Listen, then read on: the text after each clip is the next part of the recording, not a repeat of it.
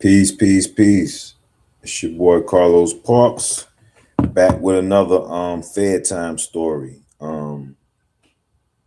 So I was torn between which two. First of all, let me tell you, give you a little background. If you haven't seen my videos, I did 17 years in federal prison, did some time in state prison in North Carolina and Virginia before my federal sentence. And, a lot of my stories, well, all of my stories are based on my experiences in either the state prison or the federal prison. I like to talk about federal stories because there are a number of guys online um, who give their stories on their prison systems, right, in Tennessee and I think Georgia. And I respect their stories. I appreciate their stories. So again, I like to always give a shout out. Where you going? See, I got my dragon. This is Max. He wants to walk around, so I'll let him down. And I got those dragons on. Look, first, let me give a shout out to Joe T. Not Joe T. What's his name? Joe Baker, from Tennessee. Uh, Out Junior, Joe Baker Jr. He gives some good stories and talks about Tennessee, make you feel like you're in the cell. And then the other guy is Bill Feasy, and I think Bill is from Georgia. They give some compelling and very good stories, right? I like their stories, and they inspire me to start telling mine and posting them to the same social media platform. So without further ado, and again, so let me talk about my dragons. Always like animals, always been an animal dude. Been catching snakes and lizards and frogs and turtles and all that stuff since I was could walk probably. You know what I'm saying? That's just always been me, right?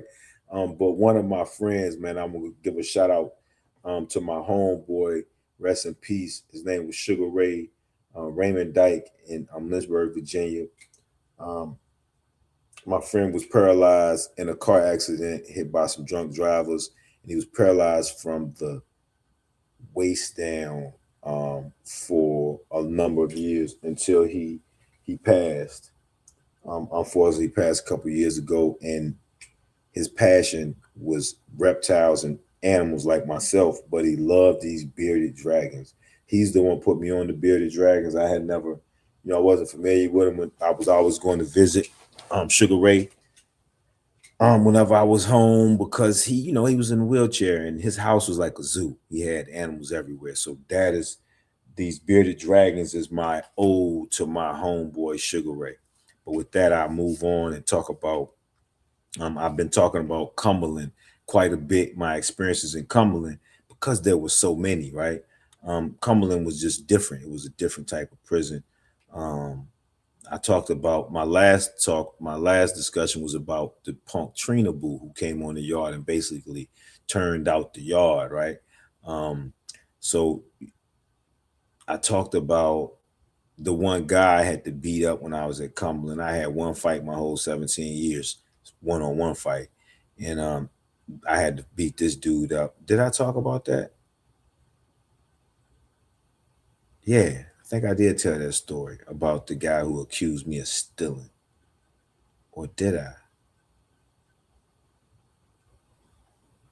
I don't know if I told that story or not. But yeah, we gonna leave that alone. I'm gonna give you another one, right? So this is a story, man. Like this was probably one of the wildest things I ever seen while I was in there.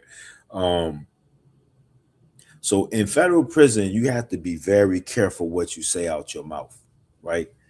Saying the wrong thing could be what they deem as a irreplaceable disrespect.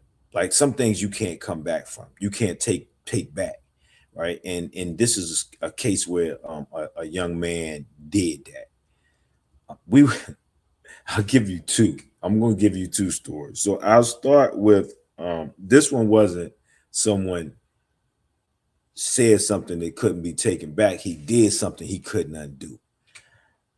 This was around the time when they opened Petersburg Medium. When they opened Petersburg Medium, a lot of guys from a lot of guys from Virginia, DC, and Maryland put in for transfers to this new institution.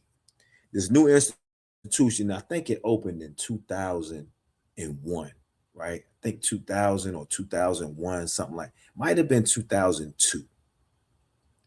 2002 is when they opened the new prison, or even that's when I got. I think it opened in 2002, around 2001, 2002. So the yard changed.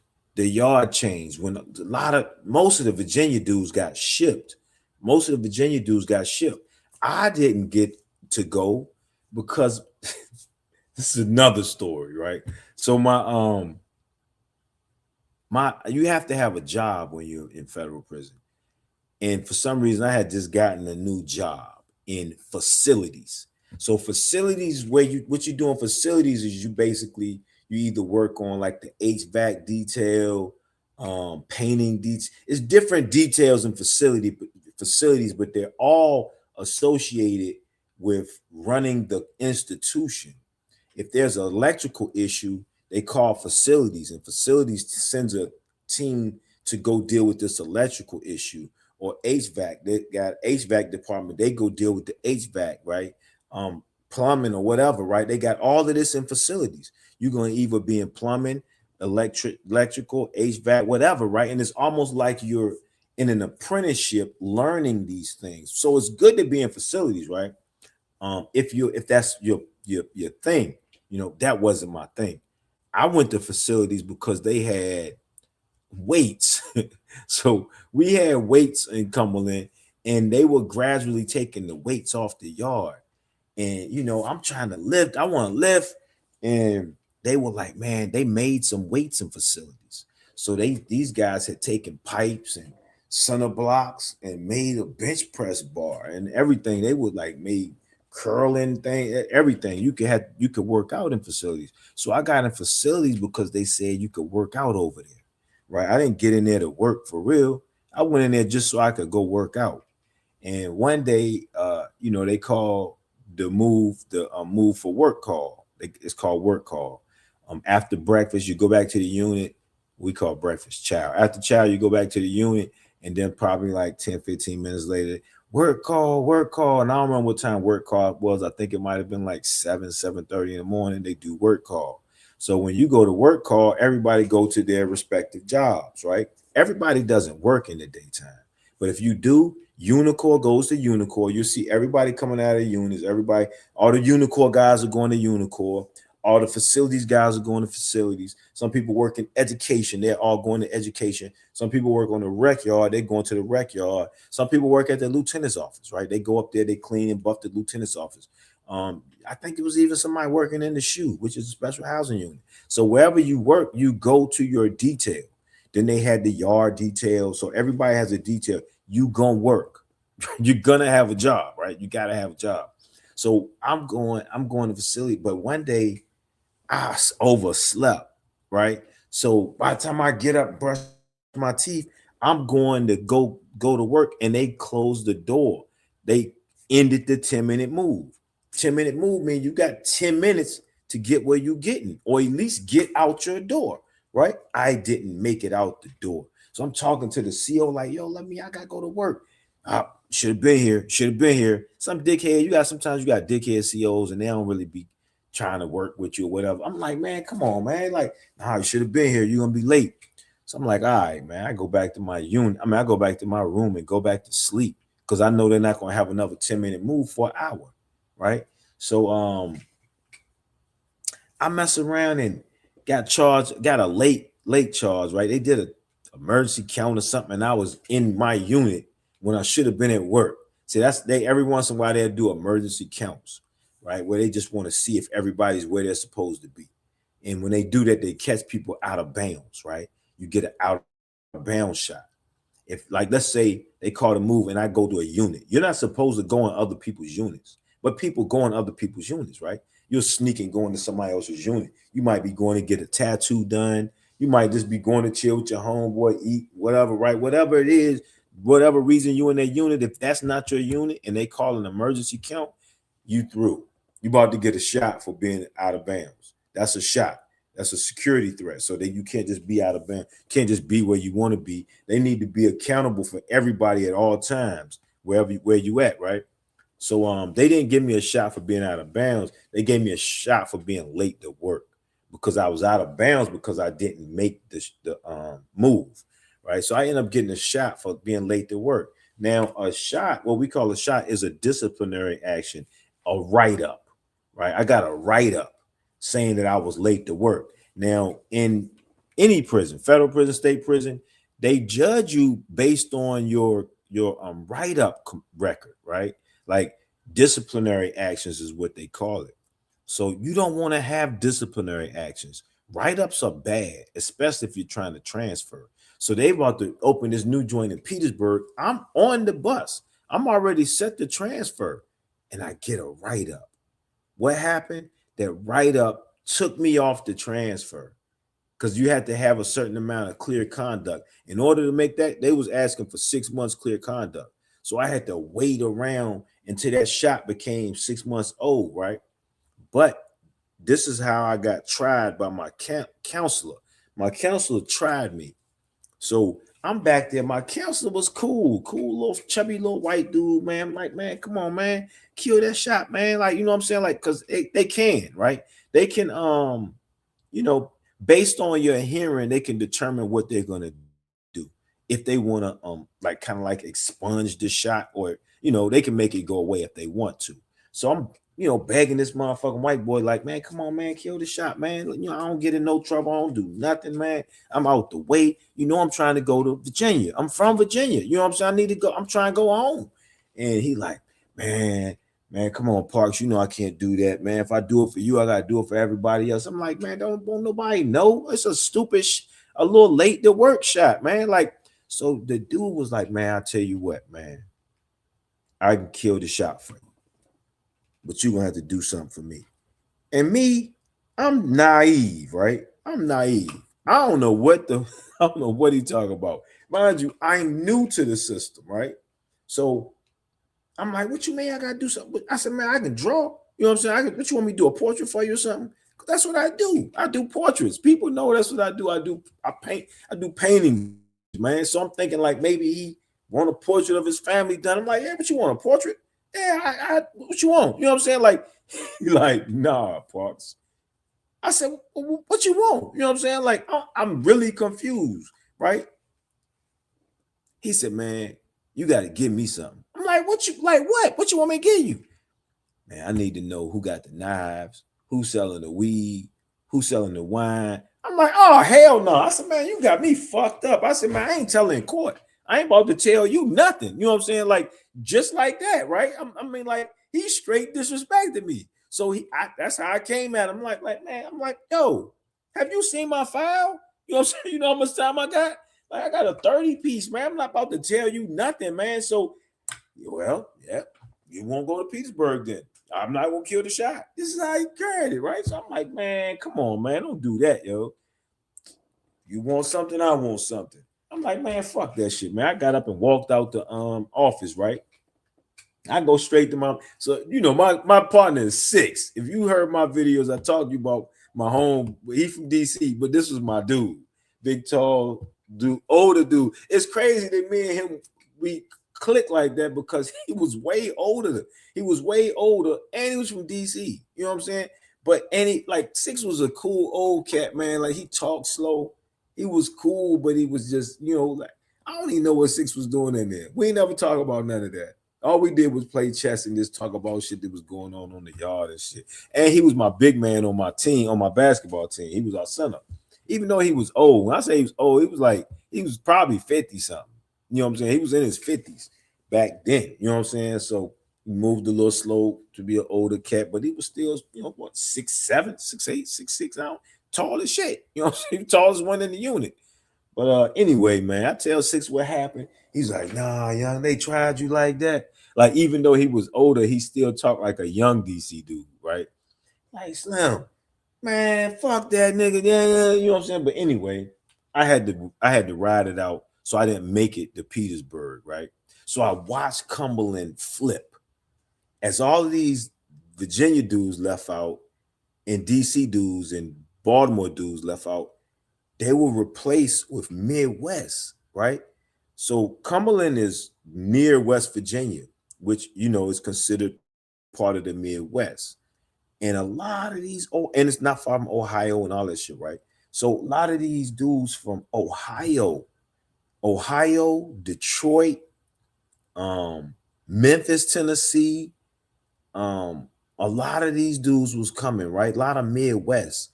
Mind you, they are different than us, right? We're on the East Coast.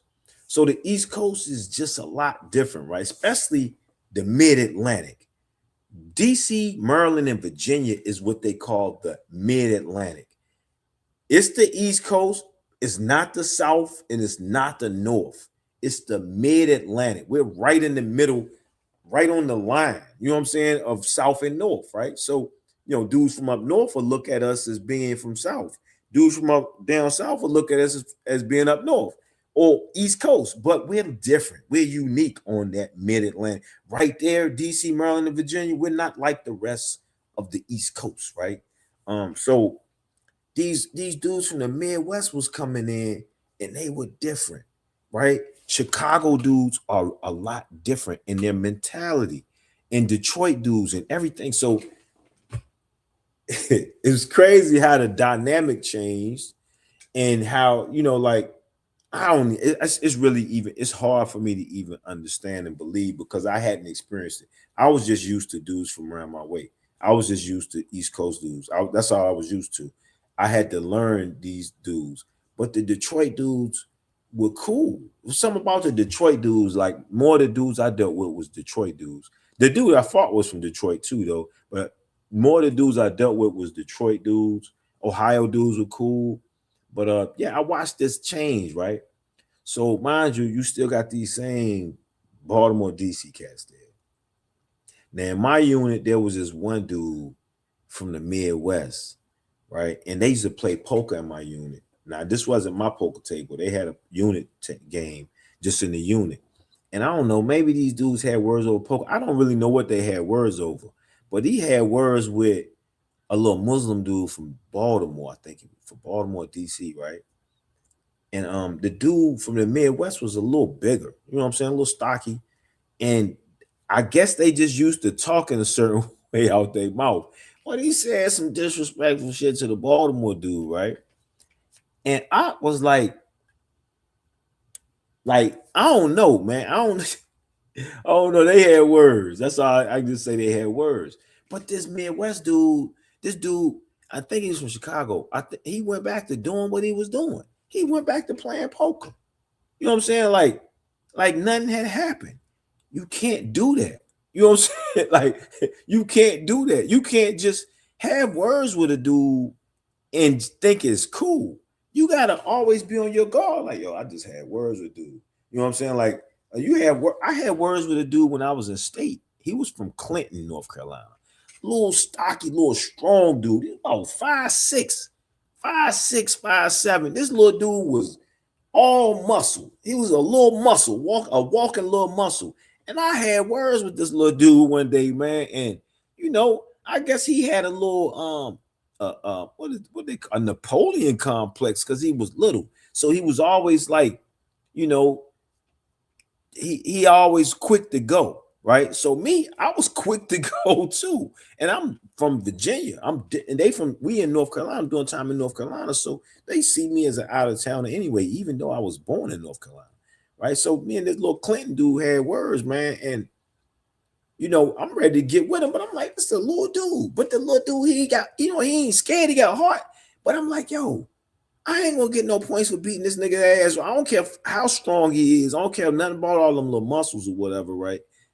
I got hands, you know what I'm saying? So, like we ain't wrestling, homie, you know what I'm saying? But anyway, the funny thing is, like where we were at was a dormitory area. It wasn't no rooms, wasn't no cells. We was in bunks, and my bunk was right beside his. So that night when we go to sleep, I'm on the top bunk, he on the bottom bunk. I'm on my back, and I just roll and look over at him, and he looking up at me. The whole night, we ain't sleep. He watching me, I'm watching him the whole night, yo. That's how you gotta be if you have words with a nigga, right? And then the next day, like our people came together and we squashed or whatever, right? Because we was in Goldsboro. I'm from Goldsboro, and we was deep. It was a few Clinton dudes, just a few. But we chopped it up. We talked about it. It wasn't about nothing. But that's how you gotta handle it if you have words with a dude in there. So these dudes had words, and this Chicago dude, or wherever he's from, he went back to nah, you know what? That dude might have been from DC. You know what? I think it might have been a DC and a Baltimore dude, or two DC dudes. It wasn't no Midwest dude. Whoever, I can't remember. But either way, nigga he violated. He said something he shouldn't have said. So now I'm watching. I'm watching. I ain't playing poker. I'm over at my room. Sometimes I just come out and lean on the rail in front of my cell, right? And just watch. Just watch what's going on and shit. I think I might, my celly would be in there doing stuff, and I might be holding him down while he in there because he worked in the chow hall, and he was a baker. Yeah, he was a beast. He'd be in there getting all them cakes ready, and then let people know I got them cakes, and everybody just hit the sale buying muffins and cakes and shit from my celly. So we was living good. Then I'm already stamped up because I'm a poker man. I got a poker table and shit. But anyway, I watched this damn little Muslim dude, right? And he was a cool, quiet Muslim dude, humble. He ain't fuck with nobody. You know what I'm saying? Like, man, I watched this Muslim dude going about his business, yo. Like, he go downstairs and he get the buffer. So y'all know about a buffer. We got these floors in the feds. They're like polished concrete. It's like a concrete slab with wax on top of it, with coats of wax on it, right? So these buffers, you wax these floors. You put wax down, you wax the floors, and they look shiny. Like, you got dudes who got their cells so shiny, you can't walk in their cell with shoes on, nigga. You take your shoes off and leave them at the front door if you go in these niggas' cells, right? These burnt out dudes who've been locked up 20, 30 years, been buffing a floor, immaculate floor. Some of them got tiles all over the floor, so you can't walk on the floor. You can come in with your shoes, but you got to stay on that tile, right? Niggas been stabbed up behind a floor, behind stepping on somebody's floor. They didn't play about their floors in there, right? So it was nothing to see somebody with a buffer. Dudes get buffers and go in their cell and be in there buffing their own floor for an hour. You know what I'm saying? And the cell ain't no bigger than the bathroom. But they want that floor shining. Like, you got dudes who sell wax, floor wax, man. You got dudes who sell floor wax, and people buy floor wax so they can buff their cell floor to its immaculate and shining and sparkling. When you go on one of these people say, like, oh, you got this floor gleaming. Like, this is the type of care people put into their sale, right? So when I'm watching this Muslim dude get the buffer, I'm like, okay, he about to buff his sale, right? So he get the buffer and he got to carry it up the steps. You got to pull it backwards. He got the wheels on the back. So when you pull it, boom, go up each step, boom. And the buffer heavy as shit, right? So he pulling that joint up the stairs, and he go upstairs with the joint, right? And I see him go, and I'm like, what the fuck he going? His sail that way, right? His sail that way. So I see I'm watching, just watching, being observant, right? And I watch him go around the top part of the tier with the buffer, right? So he going around to where these niggas playing poker at a level down, right? The poker table sits like right under, like if you under at the poker table, you can look up and see the tier is right above you, right? So where this dude sitting at, he don't even see this nigga upstairs above him pick this big heavy ass buffer up over the rail. It's rails around this whole thing. He picked this big heavy ass buffer up, put it over on top of the rail, look down at that dude, and drop that motherfucking buffer right on this nigga's head. When I tell you, cracked his ass, yo, with the buffer. We talking about 150-pound buffer dropped off the top tier onto this nigga's head. That's what when I tell you I seen some crazy shit, yo, like pow, smacked him, fell out on the floor. Everybody at the poker table jumped up, like, oh shit. Oh shit, they go check him to see if he dead and all this. The police hear it because the buffer hit, it just made a loud ass sound. After it bounced off his head, it hit the ground. And then boom. You know what I'm saying? The CO come rushing out the office like everybody say he hit the deuces. That's what we call when they hit the alarm. It's called the deuces. On the radio, they got a button on their radio. When they hit that button, it alarms and alerts across the yard. So all the other COs take off running to wherever the deuces get hit. Everybody running to their cell. The CO go to check on the dude or whatever. He's out. He unconscious, right? All the police come in, lock it down, lock it down. They, you know what I'm saying? And they go rewind the camera. They see everything that happened. They lock up the Muslim dude, right? He didn't kill the nigga, right? I think he like broke his neck. I think he broke his neck, right? Because dude came back on the yard, like, days later. You know what I'm saying? Like after he came from the hospital, he got a thing on and everything. Like he fucked up. I think his neck like that for life. You know what I'm saying? Dude, but he could have killed him. Luckily, that dude didn't die. You know what I'm saying? But that was one of the wildest things I seen when I was in A1. I think I was in A1, right? Watch your mouth, yo. And that I got more stories about people's mouths getting them in trouble, right? But I got one more story I'm gonna tell you about this dude from the Midwest. He wasn't even from the Midwest. He from like where this little fat dude was from. Yeah, he wasn't Memphis. It was Memphis. He was from Memphis. He was a little fat young boy came on the yard from Memphis. Now, we already had two dudes in my unit from Memphis. So they were good. Stevie Ray and Mario, right? They were Sellies. They were from Memphis. And they was good. They was chill. They was like part of the family in the unit. Everybody fuck with Stevie Ray. His Selly Mario was more quiet. They was cool though. Everybody messed with them. Now, when the yard changed and this influx of their homies from Memphis came, that made them uncomfortable, right? Because I guess they know how their homies are from Memphis. They didn't like it. They didn't like the fact that all these Memphis dudes was being shipped out there where he was at, because now they got other people to worry about other than just themselves. When it was just Stevie Ray and Mario, they was good. But now you got all these other Memphis dudes coming on the yard. They didn't like it. I can tell Stevie Ray didn't like it at all. And they put one of these Memphis dudes in the unit. And he was a young boy. And he was one of them young boys you couldn't tell him nothing, right? And man, Stevie Ray was cool. He'd be sipping, drinking his coffee with he'll cross his leg, right? Cool. He was a cool country dude, right? But he couldn't talk to this young boy. He couldn't talk to the young boy. You couldn't tell them young niggas nothing. They knew everything. So anyway, one day we in the TV room. So you got TVs in the big open area, and then you have 4 side TV rooms that close. They got doors that close. It's glass, so you can see in there. But some people go in there and watch sports. You know what I'm saying? And then, like, I think there was the blacks we had all the TV rooms except one up Cumberland.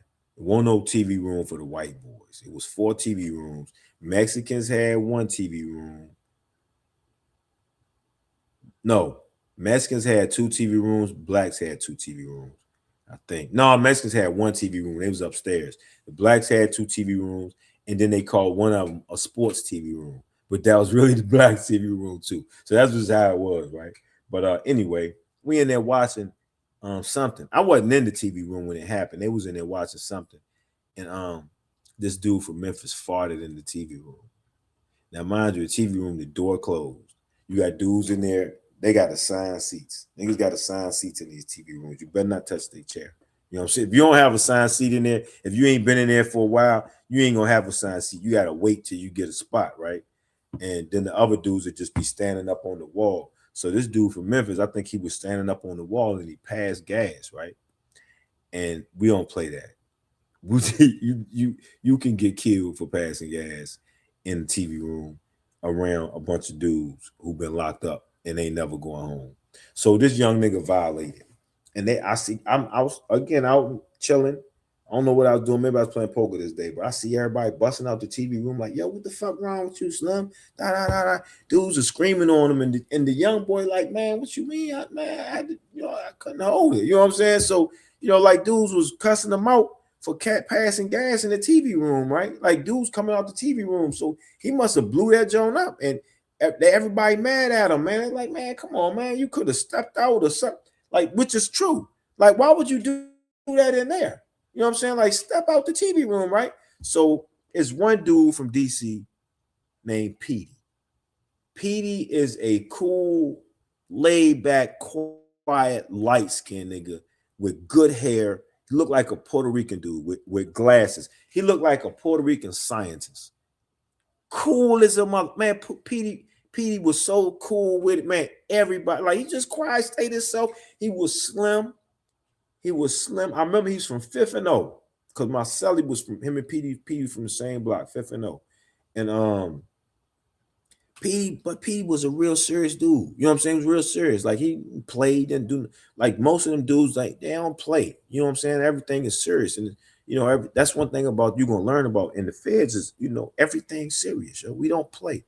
So Petey was like, "Nah, Slim, you gotta see me about that. You gotta see me about that." Petey, the smallest one that came out there. Petey might weigh 150. Like, he's slim, older dude, and wear glasses. He looks like a nerd, right? He looks like a nerd, right? You'll never look at Petey and you ain't gonna never get an aggressive vibe from him. He was just a good dude, but he was serious, right? Like, "Nah, Slim, you gotta see me about that. You gotta see me about that." And dude, like, "What you mean I gotta see?" He said, "Nigga, I'm trying to see you. Come on, you gotta see me about that." You know what I'm saying? "Oh, you want to fight?" This was the young boy from Memphis. Like, he like, all right, come on. They go upstairs, right? Well, that's where they was at. They was coming out the TV room upstairs. They upstairs on the top. So it's like a walkway, right? Around. It walks around, right? And like I said, it's the red. They went right there with the dude dropped the buffer off the edge at, right? This was at a different time, but they go right there. And Petey tell nigga hold his glass. And Petey square up. You know what I'm saying? Now, dude, he young. He from Memphis. He ain't got no sense. He got on slippers, right? He got on his slides. This is a no-no in federal prison. You never have on your slides unless your ass in the shower. So dude got on his slides, and he think he got on shoes. He got on his sneakers, right? So they square up. This is a little fat boy. You know what I'm saying? Like, he probably about 250, now about 230, about 5'9", maybe. About 5'9", 230, maybe 5'8". He like a little human beatbox little nigga, right? Little chubby. But he way bigger than Petey. He way bigger than Petey. Petey like 150, soaking wet. You know what I'm saying? But they square up, right?